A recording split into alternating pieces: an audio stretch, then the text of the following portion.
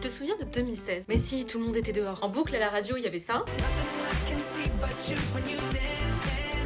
Mais c'était aussi l'âge d'or de Pokémon Go. Je me rappelle, avec mes potes, on se retrouvait tous ensemble à un Pokéstop. Ah, on savait s'amuser à l'époque, hein. Et on savait même pas à ce moment-là que c'était notre premier job.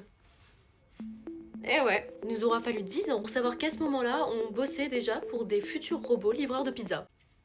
Voilà. Niantic, donc la boîte derrière le jeu, vient de dévoiler son projet. Et croyez-moi, on est très loin de Dracofeu. Le concept est complètement fou. En gros, pour qu'un robot livreur puisse livrer sur un trottoir, il a un problème. Son GPS n'est pas assez précis. Et sachant tous les obstacles qu'il peut y avoir sur une route, à 5 mètres près, il peut se casser la figure. Voilà, c'est déjà arrivé, des robots sont déjà tombés sur la route ou se sont pris un poteau. Donc pour qu'il soit complètement fonctionnel, il lui faudrait des yeux, ou du moins une carte 3D ultra détaillée du monde réel. Et cette carte-là, elle vaut une blinde. Alors ils nous ont utilisés à travers Pokémon Go. Et ouais, quand c'est gratuit, c'est vous le produit, hein, vous le savez. Maintenant on réfléchit, toutes ces fois où tu as dû scanner un Pokéstop, toutes les vidéos de statues, de vitrines, de bancs que tu as pu capturer, c'était pas un jeu, c'était pour entraîner une IA. La seule chose sur laquelle ils vous ont pas menti, c'est que oui, vous capturez des trucs.